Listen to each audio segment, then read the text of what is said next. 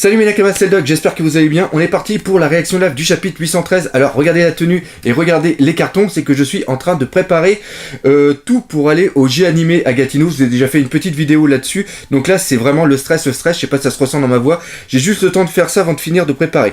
Mais comme le chapitre est tombé en avance, on va y aller. Alors chapitre 813, l'invitation à la Tea Party. Et là on voit en première page, on est toujours sur les primes qui font le tour du monde. On est au Cap Jumeau avec Laboon et aussi Crocus. Le pont des mondes, l'homme aux 5 millions... Putain, c'est pourquoi 5 millions de berries? C'est 500 millions de berries. Volume 7, au Cap Jumeau, Laboon, fou de joie. Une baleine qui rigole, ça m'a toujours fait rigoler. Enfin bref. Donc là, on y va, on change de page. À la Tea Party. Ah oui, alors pourquoi je ne mets pas comme fait Gonzaro des petits des passages juste à côté avec la transparence? Parce que je l'ai déjà fait et je me suis pris des putains de strikes dans la gueule. Donc si Gonzaro lui il s'est pas pris de strike, et bah tant mieux pour lui et je croise les doigts pour que jamais il s'en prenne. Mais moi vu que je m'en suis pris et vu que j'ai 2 putains de strikes dans la gueule, je vais pas m'amuser à faire le con, à mettre des passages pour avoir ma chaîne complètement bousillée. Donc ça c'est pour répondre à tous les commentaires que j'ai reçus la dernière fois. C'était la petite parenthèse, on continue. Donc la Tea Party, etc. Quoi, Senji va se marier. Le marié Senji, 3e fils de la famille Vismok, et la mariée Pudding, 35e fille de Charlotte. Donc je pense que cette fois, au niveau de la traduction, on doit être bonne. Donc c'est-à-dire que c'est bien la 35e fille de Charlotte et non pas la 35e génération, comme quoi ça serait sa nièce, sa cousine de Big Mom ou quoi que ce soit. Donc là, on est toujours bien là-dedans et toujours la même question. Comment a fait Big Mom pour faire ce que vous savez ce qu'il doit faire quand on fait les enfants, c'est-à-dire comment elle a fait pour cultiver des choux et aussi des roses. Voilà, on va mettre ça comme ça. Donc là, après, on a la petite invitation. Donc ça, c'est vraiment pas mal. On voit qu'il y a une sorte de carte. Il y a plein de trucs de mariés. Ça va être vraiment à détailler. Pareil, il y a une sorte de logo avec une sorte de tasse avec des bâtons de sucre d'orge dedans. Ça serait vraiment détaillé. Donc là, on voit que la cigarette est en train de tomber par terre et de se consumer. Ça me fait penser à quelque chose qui pourrait être vraiment excellent. Dans Boo, je sais pas si vous vous rappelez dans Dragon Ball, pour ceux qui ont vu Dragon Ball Z, avec Boo, quand Vegeta et Son Goku ils sont à l'intérieur, ils font des conneries à l'intérieur du corps, et Boo le ressent. Donc là, vu que c'est en train de cramer, est-ce que Capone va ressentir la brûlure à l'intérieur comme des sortes de brûlures d'estomac ou quoi que ce soit? Ça serait sympa franchement à voir ça. Donc après, on change de page. Pourquoi faut-il que ça arrive maintenant? Comment le saurais-je? Je ne sais pas ce qui se passe dans la tête de ta famille. Vinsmoke, c'est donc le nom de Senji. Ce nom me fait froid dans le dos. Non, c'est pas possible. Ok. Donc là, on va reprendre que... Brook, il est originaire de quel endroit, lui? Il est originaire de quel endroit? C'est-à-dire que Brook, lui, il a une connaissance de ce nom, et ce nom lui fait froid dans le dos, donc ça veut dire qu'il y a déjà une connotation avec Brook où il connaît déjà l'histoire. Ça, c'est important à voir. Donc là, regardez, qu'est-ce que je vous ai dit? Ça commence à cramer le sol, et là, on voit que, espèce d'enflure, tu essaies d'incendier mon château. Senjiku, qu'est-ce que ça signifie tout ça? Tu vas vraiment te marier? J'aimerais savoir qui est derrière cette machination totalement surréaliste. On change de page. Ta famille, voyons abruti, pour un Vinsmoke, il faut croire que ta famille a failli à ton éducation. Oi, apportez-moi encore du vin. Donc lui, par contre, BG Capone, lui, il sait qui c'est la famille des Vinsmoke. La famille de... Là, on voit Nami qui dit la famille de Senji, mais j'y pense, Norland le menteur. Ah, putain, très bon ça. Très très bon. On a le flashback par rapport à... ce qui s'était passé dans mes souvenirs juste avant, c'est au moment de l'Arc Jaya quand ils arrivent et qu'ils apprennent la légende de Lorland et que justement Senji en parle et lui il dit qu'il est originaire, qu'il l'a lu par rapport à Norland. Ça peut être très bon avec North Blue, je veux dire. Norland, tu as déjà entendu parler de lui, Senji? C'est pourtant l'ouvrage, mais pourtant l'ouvrage a été édité à North Blue. Oui, je suis né à North Blue donc. Mais je ne savais pas, je croyais que tu étais né et que tu avais grandi à East Blue comme nous. En fait, j'ai été élevé à écouter, ça n'a pas d'importance. Ah putain, ouais, j'aurais dû faire plus de recherches. Donc il a conscience de ses origines. Ça, on l'avait vu un petit peu quand il y avait eu justement il y avait une théorie qui était sortie, comme quoi qui serait l'un des descendants d'une personne du cinquième, du conseil des 5 sages, et comme moi j'avais pensé justement que le conseil des 5 sages correspond à chacun une mère, donc c'est-à-dire qu'il y en a 4 pour une mère, et après il y en a un qui doit être par rapport à Routel, donc c'est pour ça qu'ils sont 5, ils représentent 5 les 5 mères en vérité, on dirait ça comme ça, et donc le blond serait peut-être originaire de North Blue, donc c'est pour ça qu'il pourrait être le père en vérité de Senji. Ça c'était une théorie qui existait mais que j'ai pas voulu faire, c'est pour ça que je vais essayer de faire une théorie assez différente la dernière fois. Oui, mais même si on s'est rencontré, Senji à East Blue, il a effectivement mentionné qu'il était de North Blue. Quand je repense à tout ça, j'ai trouvé cette histoire bizarre.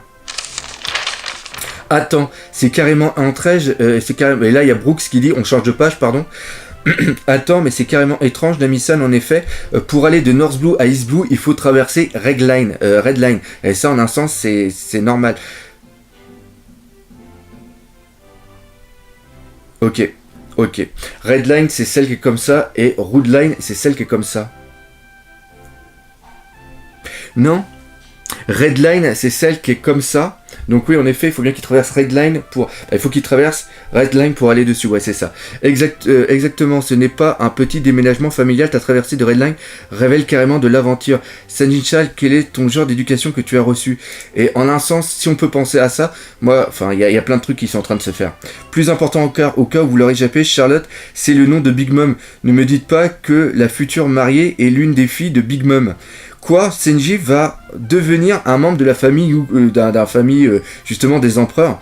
Le pire, c'est que ce type, membre de votre équipage, intègre la famille de Big Mom par alliance. Ça signifie que vous, les chapeaux de paille, deveniez du fait des subalternes de l'équipage de Big Mom. Putain, mais oui, j'ai pas pensé, mais c'est parfaitement logique. Si quelqu'un de la famille appartient, obligatoirement l'équipage auquel appartient la personne de la famille est lié à la famille. Putain, j'avais pas du tout percuté ça, c'est vraiment bon. Attends, ne brûle pas les étapes. Il n'y a rien qui m'oblige à aller au Tea Party. Donc là, on voit Senji qui est en train de dire ça. Ok. Donc là on change de page. Non, c'est complètement absurde. Moi me marier, qui plus est, avec une femme dont je n'ai jamais entendu parler. Alors et là il y a BG qui répond: n'ayez pas la stupidité de croire que vous allez mettre la main sur les chapeaux de paille. Ah non, c'est Senji, autant pour moi. N'ayez pas la stupidité de croire que vous allez mettre la main sur les chapeaux de paille. Notre capitaine n'est pas du genre à accepter d'être les sous-fifs de quoi que ce soit. Luffy est celui qui deviendra le roi des pirates. Bim, prends ça dans la gueule. Et non, putain, pas mal. Là on voit que Senji il en a quand même dans le pantalon, parce que déjà comment il répond à BG. J'adore la phrase, c'est: n'ayez pas la stupidité de croire.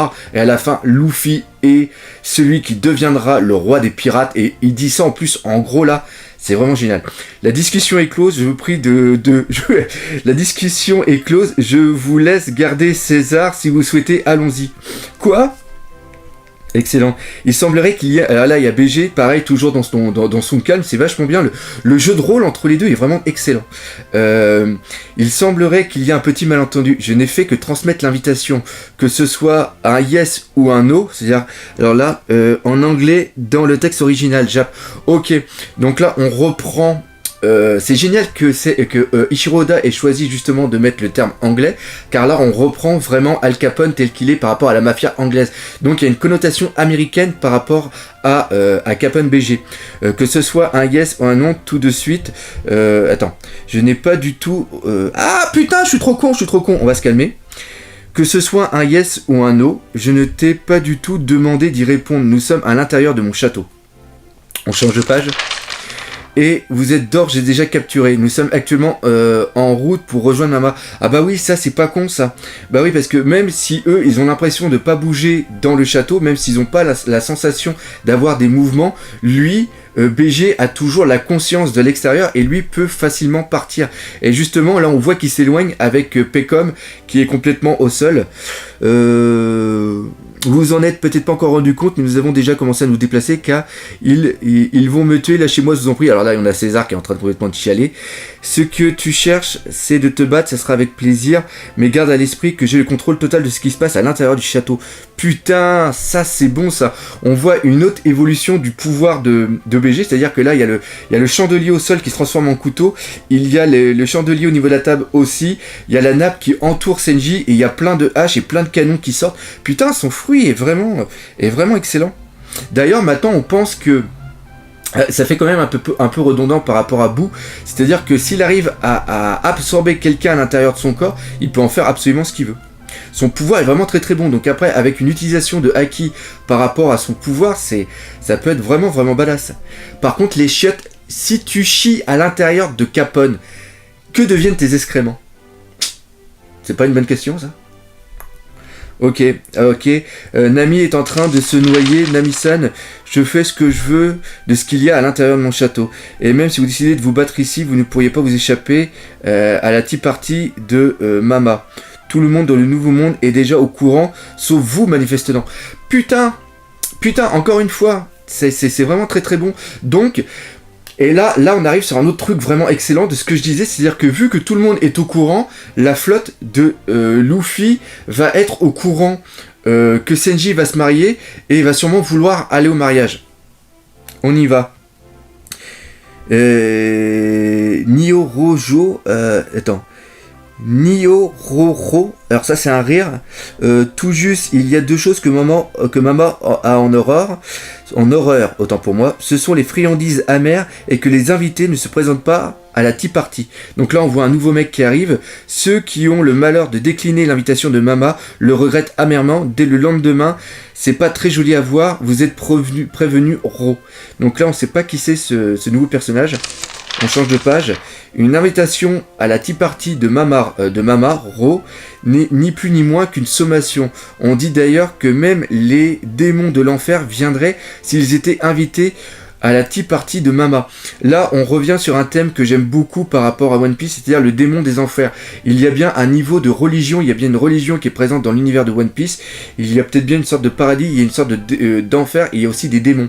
Ça, c'est très important pour une théorie que je vais vous faire un jour. Donc là, on a Vito, aka Monstre Gun, conseiller des pirates Fire Tank.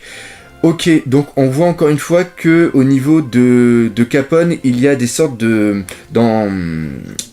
Dans son équipage, il doit y avoir une sorte de hiérarchie,